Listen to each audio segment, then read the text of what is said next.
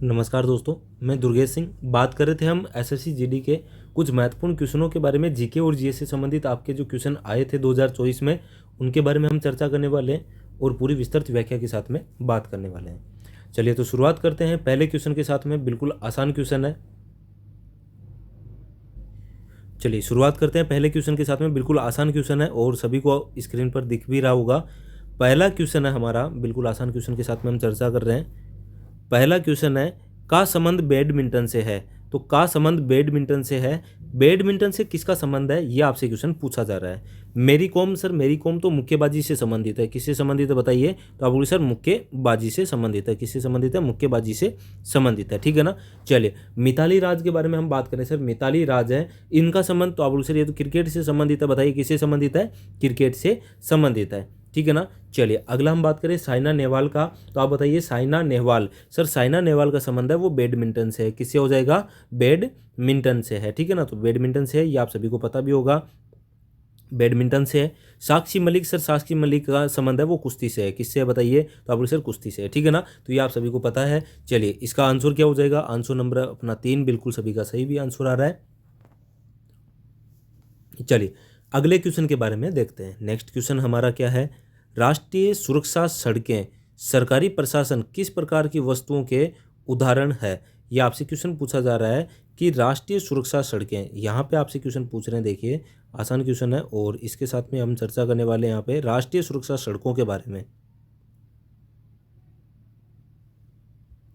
राष्ट्रीय सुरक्षा सड़कें सरकारी प्रशासन किस प्रकार की वस्तुओं के उदाहरण है। सार्वजनिक वस्तु है, पूरक वस्तु है, निजी वस्तु है या अनुपूरक वस्तु है। तो सर राष्ट्रीय सुरक्षा की सड़कें हैं, बताइए। राष्ट्रीय सुरक्षा जैसे कि नेशनल हाईवे है, सरकारी कोई प्रशासन है, कैसी है। तो आप बोले सर ये निजी है क्या। तो आप बोले सर निजी तो किसी की भी नहीं है, सार्वजनिक है। सर इसमें क्या होता है, सार्वजनिक यानी सभी के लिए है। किसके लिए, ये सभी के लिए होती है। सड़क है, सरकारी कोई भी यहाँ पे भवन है, तो वो क्या होते हैं सर, वो सभी के लिए, वहाँ पे सभी के लिए होता है। ठीक है ना। चलिए बिल्कुल अगला क्वेश्चन के बारे में हम देखते हैं। अगला क्वेश्चन क्या है हमारा, भारतीय संविधान के अनुच्छेद 51A के अनुसार एक नागरिक के कितने मौलिक कर्तव्य हैं। सर मूल कर्तव्य के बारे में पूछ रहा है, बिल्कुल आसान क्वेश्चन। अब आप मुझे ये बताइए मूल कर्तव्य बताइए टोटल कितने हैं। तो आप लोग सर टोटल मूल कर्तव्य हैं वो 11 मूल कर्तव्य हैं। कितने हैं, 11 मूल कर्तव्य हैं। अब बात करते हैं मौलिक कर्तव्यों की, कहाँ से लिए। सर कर्तव्य होगा जब आप रूस जाओगे, जब क्या हो जाएगा, रूस जाओगे तो कर्तव्य होगा आपका मनाने का। तो यानी रूस से लिए हैं। कहाँ से लिए हैं, रूस से। कौन से संविधान संशोधन से लिया। तो आप बोलो सर 42वां संविधान संशोधन कब होता है, 1976 को होता है। 1976 को होता है। ठीक है। चलिए कौन सी समिति की सिफारिश पर जोड़ा गया था, सरदार स्वर्ण सिंह समिति। कौन सी बताइए, सरदार स्वर्ण सिंह समिति। ठीक है ना, याद है ना सभी को। तो आप बोलो सर बिल्कुल याद है, सरदार स्वर्ण सिंह समिति की सिफारिश पर 42वां संविधान संशोधन 1976 को रूस से हमने लिया था। और टोटल कितने सर, वर्तमान में 11 है, 10 जोड़े गए थे। कितने जोड़े गए थे, 10, और वर्तमान में कितने, 11 है। ठीक है ना। चलिए सभी को समझ में आ गया। तो अगले क्वेश्चन के बारे में हम चर्चा करते हैं। अगला क्वेश्चन क्या है यहाँ पे देखते हैं, थोड़ा सा बड़ा क्वेश्चन है, देख लेते हैं। चलिए क्वेश्चन कह रहा है हमारा, निम्नलिखित कथन को आपको पढ़ना है। कथन ए हमारा है, आवर्त सारणी के एस ब्लॉक, 5 नहीं, यहाँ पे एस ब्लॉक है, एस ब्लॉक में कैल्शियम मौजूद होता है क्या। तो आप मुझे ये बताइए सर, ऐसा हमारी आवर्त सारणी होती है, कौन सी होती है, ऐसी हमारी क्या होती है। तो आप बोले सर आवर्त सारणी होती है। ठीक है। यहाँ पे हाइड्रोजन होता है, यहाँ पे हीलियम होता है, यहाँ पे क्या होता है, हीलियम। उसके बाद में सर लिथियम होता है, यहाँ पे क्या होता है, लिथियम। ठीक है। तो चलिए अब बात करते हैं सर, ये है ब्लॉक कौन सा, एस। ठीक है। ये ब्लॉक हो जाएगा पी, ये यहाँ पे डी ब्लॉक है। कौन सा ब्लॉक है, डी ब्लॉक है। चलिए अब देखते हैं इसके बारे में। सर एस ब्लॉक के कैल्शियम मौजूद होता है क्या, यहाँ पे कैल्शियम होता है ना। तो आप बोलिए सर बिल्कुल होता है। कैल्शियम के बारे में बात करें, यहाँ पे कैल्शियम आता है। ठीक है। चलिए आवर्त सारणी जब पढ़ेंगे तब आपको मैं बता दूंगा, इसका क्रम याद हो जाएगा आपको। चलिए ये तो बिल्कुल सही कर रहा है। ठीक है। ओके अगला हम देखते हैं, नेक्स्ट अगला देखते हैं, सभी ज्ञात तत्वों में 78% से अधिक तत्व धातु है। तो आप बोलो सर बिल्कुल धातु अधिक है, अपने धातु क्या है, अधिक है। और आवर्त सारणी के बाईं ओर दिखाई देते हैं, आवर्त सारणी के बाईं ओर, यहाँ पे देखिए, यहाँ पे हम बात करें तो आप बोलो सर धातु क्या हो जाएगा, धातु दिखेगी। क्या दिखेगी, धातु दिखेगी। ये भी बिल्कुल सही कह रहा है। डी ब्लॉक के तत्वों को आंतरिक संक्रमण इलेक्ट्रॉन के रूप में भी जाना जाता है, नहीं जाना जाता है, इसको क्या है, नहीं जाना जाएगा। तो बताइए इसका आंसर। तो आप बोलो सर ए और बी बिल्कुल सही है, ए और बी है वो बिल्कुल इसका आंसर सही हो जाएगा। ठीक है ना। चलिए अगले क्वेश्चन के बारे में हम चर्चा करते हैं। नेक्स्ट क्वेश्चन के बारे में देखते हैं।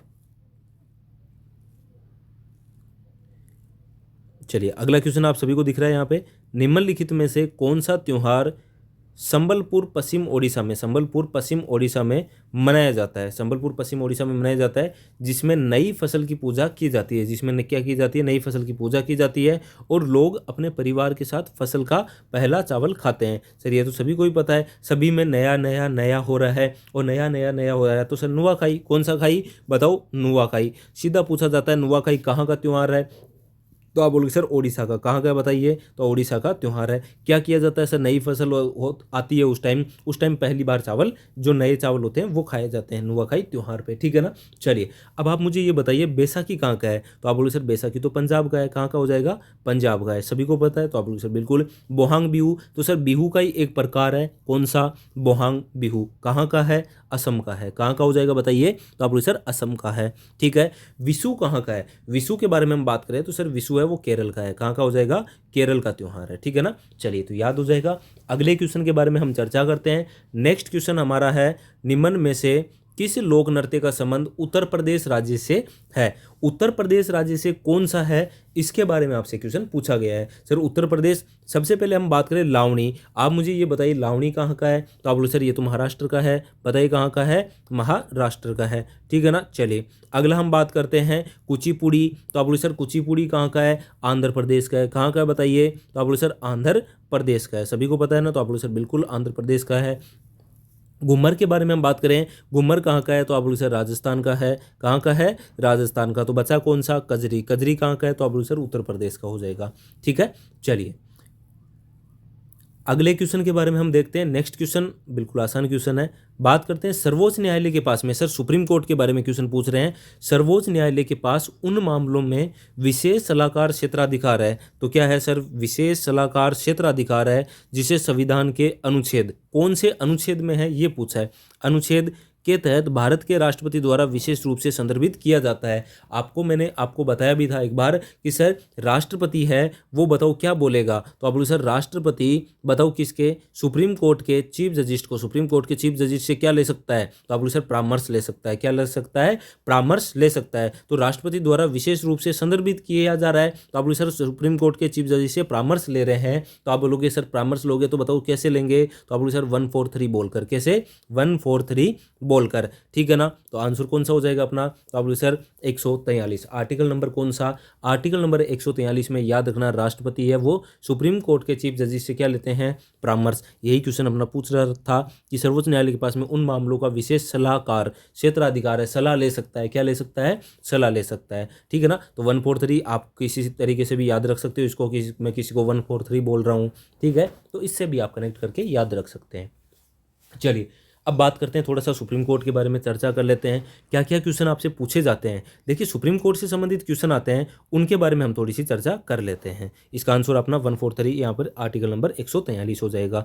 सुप्रीम कोर्ट के बारे में हम चर्चा करें तो सीधा क्वेश्चन पूछा जाता है, बताइए सुप्रीम कोर्ट है भाग नंबर कौन से में है, बताओ संविधान के कौन से भाग में सुप्रीम कोर्ट का उल्लेख किया गया है, तो आप बोलो सर भाग नंबर 5 में है। ठीक है। चलिए अगला हम बात करते हैं आर्टिकल नंबर सुप्रीम कोर्ट का कहाँ से कहाँ तक है। तो आर्टिकल आपसे पूछा जाए तो आपको बोलना है आर्टिकल नंबर 124 से लगा के आर्टिकल नंबर 147 तक है। कहाँ तक है बताइए, 147 तक है। ठीक है ना। चलिए अगला हम बात करें सर गठन के बारे में। सुप्रीम कोर्ट का गठन कब हुआ था, सुप्रीम कोर्ट का गठन कब हुआ था, तो आप बोलो सर 28 जनवरी को। कितनी जनवरी को, वेरी इंपॉर्टेंट कर लेना, याद रखना, 28 जनवरी 1950, 28 जनवरी 1950 को हुआ था, याद रखना है। ठीक है ना। चलिए सुप्रीम कोर्ट एक अभिलेखीय न्यायालय है, आपसे पूछ लिया जाए सुप्रीम कोर्ट है वो एक अभिलेखीय न्यायालय है, कौन से अनुच्छेद में है, 129 के अंदर। किसमें है सर, 129, वेरी वेरी इंपॉर्टेंट कर लेना। ठीक है ना। चलिए ओके, अब बात करते हैं अगले क्वेश्चन के बारे में।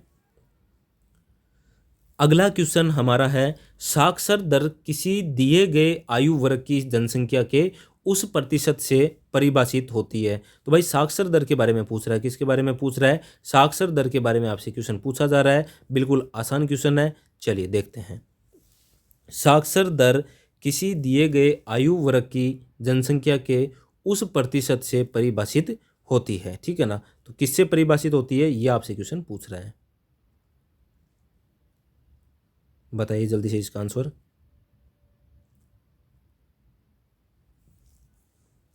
बताइए।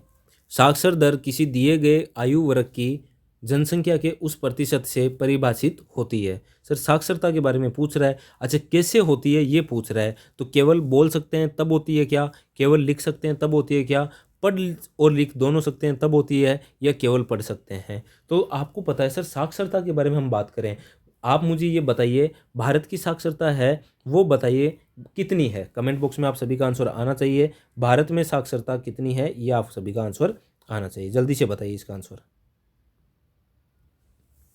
भारत में साक्षरता कितनी है। सर ये आपसे साक्षरता से क्वेश्चन पूछा है, ठीक है, जल्दी से बता दीजिए साक्षरता क्या होती है। सर 7 वर्ष, कितने वर्ष, 7 वर्ष से अधिक का कोई भी बालक है, ठीक है, या इस 7 वर्ष से अधिक का कोई भी है, वो जो पढ़ सकता है और लिख भी सकता है। क्या कर सकता है, पढ़ सकता है या फिर वो लिख भी सकता है, या क्या कर सकता है वो, या बताइए क्या, तो पढ़ और या नहीं, यहाँ पे पढ़ और लिख दोनों का, यानी पढ़ भी सकता है और लिख भी सकता है। तो आंसर नंबर अपना 3 बिल्कुल सभी का सही भी आंसर है, ठीक है ना। इंपॉर्टेंट कर लेना। जनगणना कब शुरू हुई, तो आप आपके हुई थी 1881 से। प्रत्येक 10 वर्ष के बाद में जनगणना है वो हो रही है। भारत का बताइए, आप मुझे ये बताइए लिंगानुपात को किस तरीके से है वो आकलन किया जाता है। लिंगानुपात होता है कि किसी क्षेत्र में 1000 पुरुष रह रहे हैं, उस पर महिला कितनी है, वो आपके लिंगानुपात हो जाएगा, ठीक है ना। चलिए अगले क्वेश्चन के बारे में हम देखते हैं। अगला क्वेश्चन है महालवाड़ी बंदोबस्त की व्यवस्था दौरान तैयार किया गया था। तो भाई महालवाड़ी व्यवस्था के बारे में आपसे पूछ रहे हैं कि महालवाड़ी व्यवस्था है वो बताइए, महालवाड़ी व्यवस्था है वो बताइए किसने शुरू की थी, सीधा क्वेश्चन पूछा है। तो आप बोलोगे सर बिल्कुल आसान क्वेश्चन है, दक्कन वाला क्षेत्र है, पंजाब वाला क्षेत्र, संयुक्त प्रांत के अंदर महालवाड़ी व्यवस्था शुरुआत की थी। कहाँ पर बताइए, तो आप बोलोगे सर दक्कन क्षेत्र के अंदर। और कहाँ पर, तो महाराष्ट्र दक्कन वाला आ गया, पंजाब क्षेत्र कौन सा, पंजाब वाला क्षेत्र, और संयुक्त प्रांत में कहाँ पर, संयुक्त प्रांत में ये आपके महालवाड़ी व्यवस्था प्रारंभ हुई थी, ठीक है। किसने की थी, हॉल्ट मैकेंजी ने की थी। किसने की थी बताइए, हॉल्ट मैकेंजी ने की थी।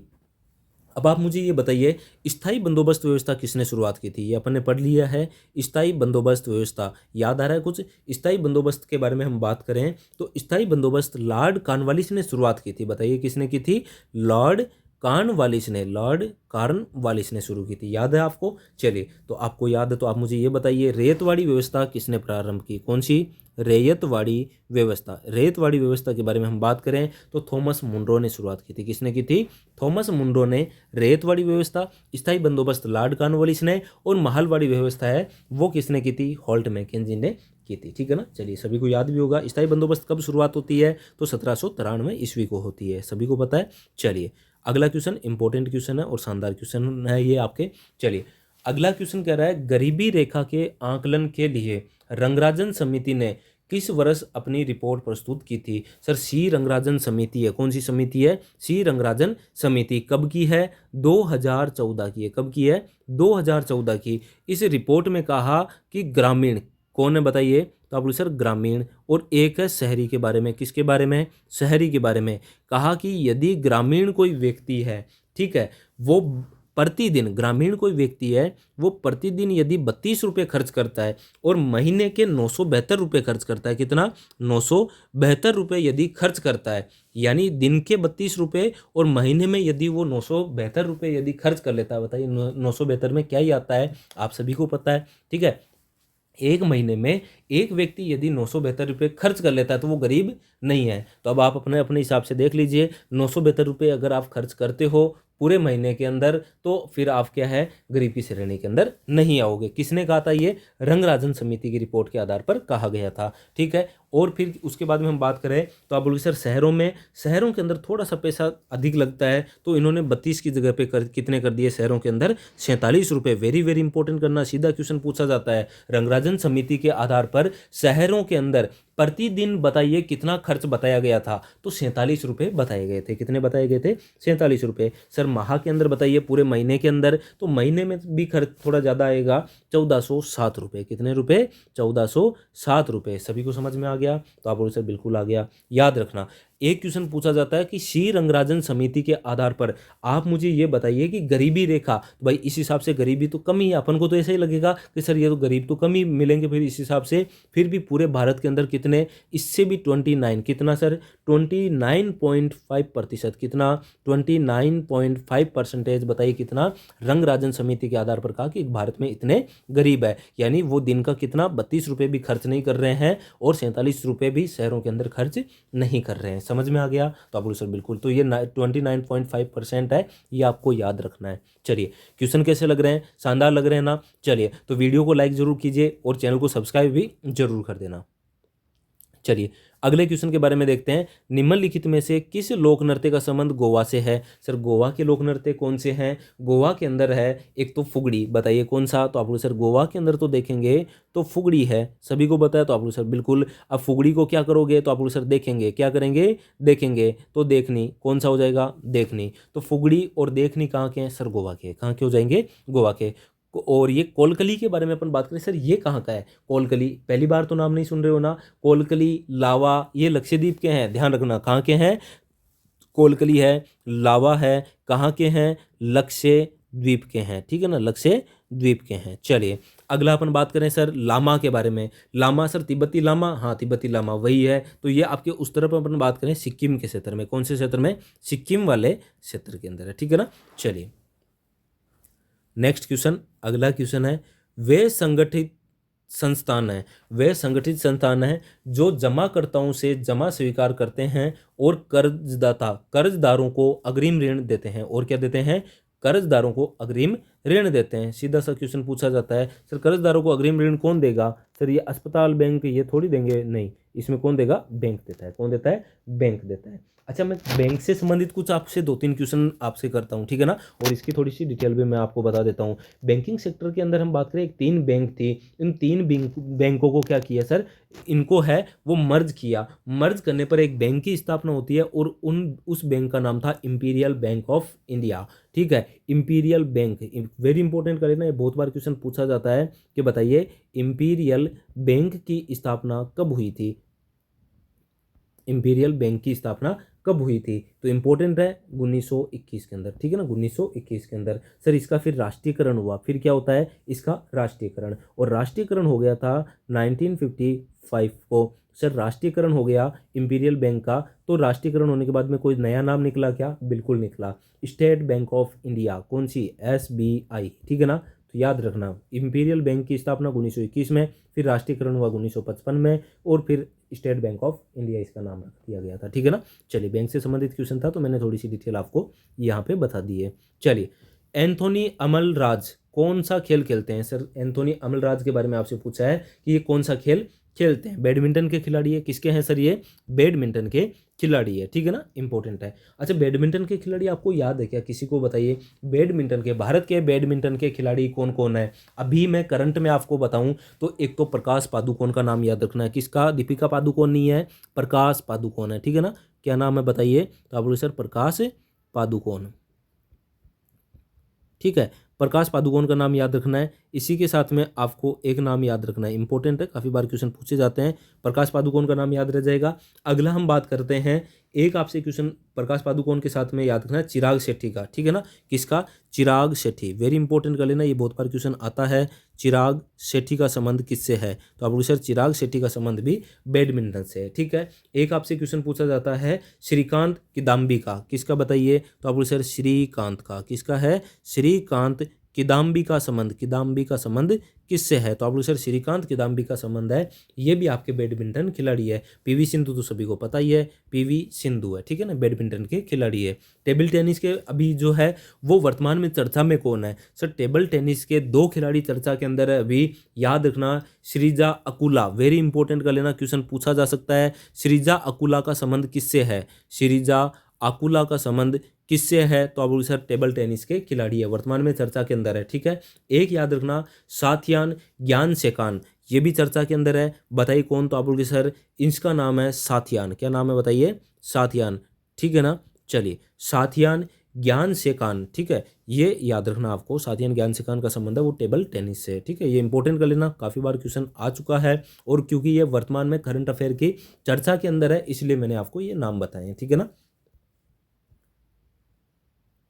चलिए अगला क्वेश्चन, आप किस खेल में स्मैश शॉट लगाएंगे? सर स्मैश बताइए किस में लगाओगे? तो स्मैश तो आप लगाओगे यहाँ पे शतरंज, गोल्फ, क्रिकेट और बैडमिंटन। बैडमिंटन में किस में लगाओगे सर? बैडमिंटन में लगाओगे, ठीक है ना। चलिए बिल्कुल आसान क्वेश्चन था। अगले क्वेश्चन के बारे में हम चर्चा करते हैं। चलिए अगला क्वेश्चन के बारे में हम बात करते हैं, एंथोनी। चलिए ठीक है, नेक्स्ट क्वेश्चन के बारे में अगला हम चर्चा करते हैं। हर्षवर्धन द्वारा कितने संस्कृत नाटक लिखे गए थे? हर्षवर्धन द्वारा कितने संस्कृत नाटक लिखे गए थे, इसके बारे में हम बात करते हैं। तो ये आपको बताना, बताइए इसका आंसर क्या हो जाएगा। इसका आंसर हर्षवर्धन ने कौन कौन से, आप सभी को पता भी होगा, वर्धन वंश का शासक था जिसने कन्नौज को राजधानी बनाया था। किसको राजधानी बताइए? तो आप लोग सर कन्नौज को राजधानी बनाया था। इसके दरबार में कौन आया? ह्वेनसांग आया था। ह्वेनसांग आया था, याद है आपको? तो आप लोग सर बिल्कुल याद है, ह्वेनसांग इसी के दरबार में आया था, ठीक है। चलिए इसकी रचना बताइए। तो आप लोग सर इसके दरबार में एक रहता था, नाम था उसका बाणभट्ट। नाम क्या था उसका? बाणभट्ट था। अच्छा, बाणभट्ट की रचना का नाम है कादम्बरी। क्या नाम है बताइए? कादम्बरी किसकी रचना है? ये क्वेश्चन पूछा जाता है, कादम्बरी किसकी रचना है? तो आप लोग सर बाणभट्ट की रचना है, ठीक है। एक इसके दरबार में था मयूर। क्या नाम था बताइए? मयूर, जिसने रचना लिखी थी सूर्य शतक। कौन सा शतक है? सूर्य शतक, ठीक है, सूर्य शतक। ओके चलिए अब बात करते हैं सर, ये हर्षवर्धन खुद भी तो इसने रचना की थी। बिल्कुल, 3 रचना की थी। कितनी रचना की थी? 3 रचना की थी। 3 कौन कौन सी है? वेरी इंपॉर्टेंट कर लेना, सीधा क्वेश्चन पूछा जाता है। प्रियदर्शिका किसकी है? प्रियदर्शिका रचना किसकी है? रत्नावली किसकी है? रत्नावली किसकी है? और नागानंदन किसकी है? और हम बात करें तो कौन सी? नागानंदन। ये रचना किसकी है? तो आप लोग सर प्रियदर्शिका, रत्नावली और नागानंदन है, तीनों ये हर्षवर्धन की नाटक है। तीनों किसके हैं? हर्षवर्धन के नाटक है, ठीक है ना। चलिए अगले क्वेश्चन के बारे में देखते हैं। नेक्स्ट क्वेश्चन, कलाविद पंडित शिव कुमार शर्मा ने हिंदुस्तान संगीत में वाद की भूमिका क्रांति ला दी थी। शिव कुमार शर्मा का संबंध पूछा है, इतना बड़े क्वेश्चन में सीधा पूछा है। शिव कुमार शर्मा आपके कौन से वादक है? तो आप सर संतूर वादक है। कौन से वादक हो जाएंगे? संतूर वादक है। बांसुरी के कोई आपको प्रसिद्ध कलाकार याद है? तो आप सर हरिप्रसाद चौरसिया याद है हमें। कौन याद है? हरिप्रसाद चौरसिया, हरिप्रसाद चौरसिया है। सरोद वादक के बारे में मैं बात करूं, अमजद अली। सरोद वादक अमजद अली है, ठीक है ना, अमजद अली हो जाएगा, ठीक है ना। चलिए सितार वादक के बारे में हम बात करें। सितार वादक सर पंडित रविशंकर। कौन है बताइए? तो आप लोग सर रविशंकर, वेरी इंपॉर्टेंट है। रविशंकर का संबंध किससे है? तो आप लोग सर रविशंकर का संबंध सितार वादक है। संतूर वादक, संतूर है पंडित शिव कुमार शर्मा। बांसुरी वादक हरिप्रसाद चौरसिया। और सरोद वादक है वो अमजद अली खान हो जाएगा। तो आज ये आपके 16 महत्वपूर्ण क्वेश्चनों के बारे में हमने चर्चा की। 4 जो करंट अफेयर के क्वेश्चन थे वो मैं हटा देता हूँ। 20 क्वेश्चन आपके जीडी के अंदर आते हैं। ये आपके पुराने एग्जाम में क्या क्या क्वेश्चन पूछे गए थे, इससे आपको नॉलेज रहता है कि हाँ पिछले एग्जाम में ये आपके क्वेश्चन आए थे। उम्मीद कर रहा हूँ वीडियो अच्छा लगा होगा। वीडियो यदि अच्छा लगे तो लाइक जरूर करना, चैनल पर नए हैं तो सब्सक्राइब भी जरूर करना। आज इतना ही करते हैं, धन्यवाद दोस्तों।